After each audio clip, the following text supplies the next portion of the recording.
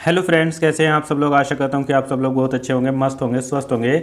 दोस्तों, आज की वीडियो में हम बात करेंगे national health mission Uttar Pradesh द्वारा जो CHO यानी कम्युनिटी हेल्थ ऑफिसर की पोस्ट निकाली गई है। अच्छी खासी पोस्ट है, 7,400 प्लस है, मतलब 7401।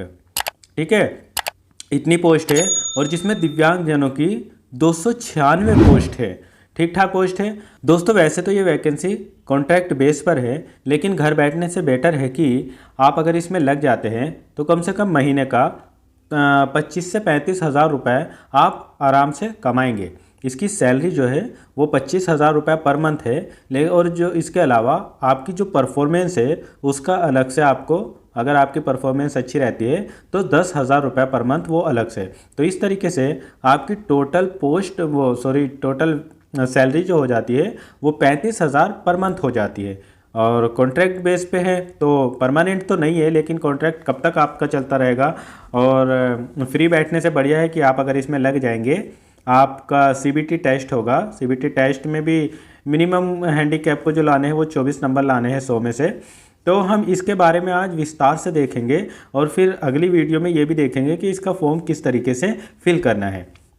तो दोस्तों, ये फॉर्म फिल होना 28/10/2024 से शुरू हो गए हैं, मतलब 28 अक्टूबर से शुरू हो गए। और क्लोज डेट जो है इसकी, वो मतलब जो लास्ट डेट है वो 17 नवंबर 2024 है। बहुत ज़्यादा टाइम आपके पास है नहीं। इसको जितनी जल्दी हो सके अगर आपको इसमें करना है तो आप इसको फिल कर दीजिए। हम बारी बारी से इसमें देख लेते हैं कि क्या इसमें क्राइटेरिया है, क्या आपकी एजुकेशन क्वालिफिकेशन होना चाहिए, कौन सा सर्टिफिकेट आपके पास होना चाहिए और किस तरीके से आप इसमें लग सकते हैं। ठीक है दोस्तों, ये post the national health mission जो NHMUP में है उसके द्वारा निकाली गई है। और टोटल पोस्ट इसमें 7400 प्लस है, यानी 7,401 पोस्ट है।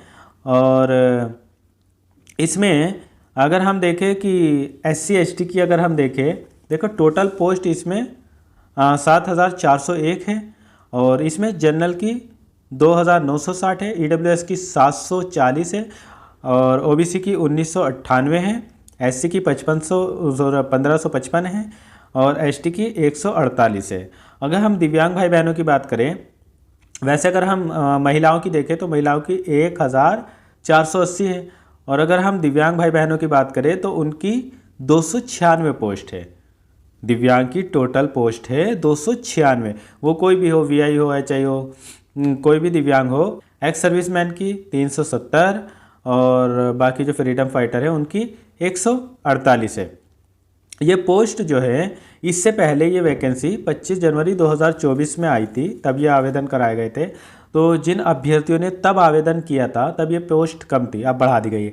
जिन लोगों ने तब आवेदन किया था तो वो इसमें अब अप्लाई नहीं करेंगे, क्योंकि उनका जो आवेदन पहले से किया हुआ है वही रहेगा। नए अभ्यर्थी जितने भी हैं वो इसमें आवेदन कर सकते हैं, जो इसमें पहले कर चुके हैं वो नहीं करेंगे। इसके लिए आपके पास में सबसे ज़्यादा इम्पोर्टेंट कि आपके पास में क्वालिफ़िकेशन क्या होना चाहिए। आप सबसे पहले क्वालिफ़िकेशन देख लीजिए। देखिए, candidate who have successfully completed BSc nursing, जिन लोगों ने BSc नर्सिंग किया है और उसके साथ में इंटीग्रेटेड करिकुलम जो उनका certificate in community health for nurses, मतलब उनके पास में CCHN का सर्टिफिकेट होना चाहिए और BSc नर्सिंग होना चाहिए, या पोस्ट BSc होनी चाहिए नर्सिंग में और उनके पास में ये CCHN का सर्टिफिकेट होना चाहिए। तो ये आपकी क्वालिफ़िकेशन होगी। और इसके अलावा किसी भी इंडियन नर्सिंग काउंसलिंग से या स्टेट नर्सिंग काउंसलिंग से, जिस भी यूनिवर्सिटी वगैरह से आपने किया हो, ये मैटर नहीं कर सकता, 2020 के बाद का। ठीक है, इसमें ये भी दिया है कि clarification the academic year refer for integrated for middle level health, मतलब जिन लोगों का 2019-20 में भी हुआ है वो भी इसमें अप्लाई कर सकते हैं, लेकिन 19-20 से पहले जिनका हुआ है वो इसमें अप्लाई शायद नहीं कर पाएंगे। और कैंडिडेट जो अदर स्टेट के हैं, हाँ कुछ लोग सोच रहे होंगे कि क्या इसमें अदर स्टेट के कैंडिडेट भी अप्लाई कर सकते हैं। बिल्कुल, जितने भी अदर स्टेट के कैंडिडेट हैं वो भी इसमें अप्लाई कर सकते हैं। इसमें लिखा है कि candidate must be registered in UP nurses and midwives council, but candidate having registered in other states nursing counselling as nurses and midwife are also eligible to apply, मतलब वो अप्लाई कर सकते हैं। Subject to the submission of registration certificate of UP nurses midwives council within 90 days of their provisional joining at district if shortlisted. अगर आपकी UP में job लग जाती है तो उसके 90 दिन के अंदर अंदर, जॉब लगने के 90 दिन के अंदर अंदर आपको यूपी में रजिस्टर कराना होगा। बस इसमें यही सब बातें लिखी हुई है। अब आगे हम देख लेते हैं कि आपकी सैलरी क्या रहेगी। देखिए, जो आपकी सैलरी रहेगी वो 25,000 पर मंथ रहेगी। इसके अलावा आपको 10,000 पर मंथ परफॉर्मेंस बेस पर इंसेंटिव जो होता है वो दिया जाएगा, यानी पीबीआई। ठीक है, तो इस तरीके से आपका जो है टोटल 35,000 रुपये पर मंथ हो जाएगा। एज लिमिट जो है वो 21 साल से 40, मतलब 21 से 40 ईयर्स के बीच में होनी चाहिए। और इसमें एज रिलैक्सेशन भी मिला है SC/ST को 5 वर्ष का, और डिसेबल्ड्स जितने भी पर्सन हैं उनको 15 ईयर्स का, और आप अपने हिसाब से देख लेंगे। रिजर्वेशन जो है वो केवल जो उत्तर प्रदेश के रहने वाले हैं, जो domicile of Uttar Pradesh only, उन लोगों को ही रिजर्वेशन मिलेगा। बाकी अदर जो स्टेट के होंगे उनको अनरिजर्व कैटेगरी के बेस पर ज्वाइनिंग दी जाएगी। ठीक, इसमें ये सब लिखा हुआ है। इसके अलावा जो यूपी के हैं OBC NCL, उनको सर्टिफिकेट अपलोड करना होगा PWD कैंडिडेट को अपना। और इसमें अगर हम एप्लीकेशन फ़ीस की बात करें तो किसी की कोई फ़ीस नहीं लगनी है, ज़ीरो बैलेंस। ठीक है, किसी की भी कोई फ़ीस नहीं लगेगी। इसके अलावा जो मिनिमम मार्क्स आपको लाने हैं CBT में, वो UR और EWS यानी जनरल और EWS को 100 में से 33 मार्क्स लाने ही लाने हैं। OBC को 30 मार्क्स लाने हैं 100 में से। और इसी तरीके से PWD और SC/ST कैंडिडेट जो है उनको 100 में से केवल 24 मार्क्स लाने हैं। किस तरीके से आपका एग्ज़ाम होगा ये भी देख लीजिए, इसमें कोविड वालों के लिए ये लिखा हुआ है।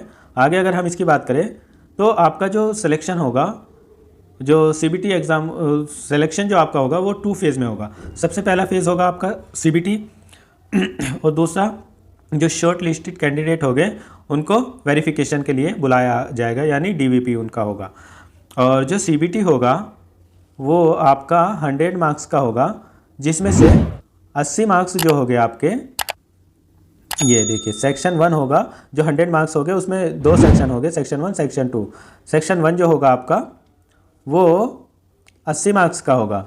इसमें आपसे प्रोफेशनल नॉलेज या डिसिप्लिन डोमेन रिलेटेड, मतलब BSc नर्सिंग से रिलेटेड आपसे इसमें पूछा जाएगा। और जो सेक्शन 2 होगा उसमें 20 मार्क्स आप पूछे जाएंगे, यानी वो 20 नंबर का आएगा।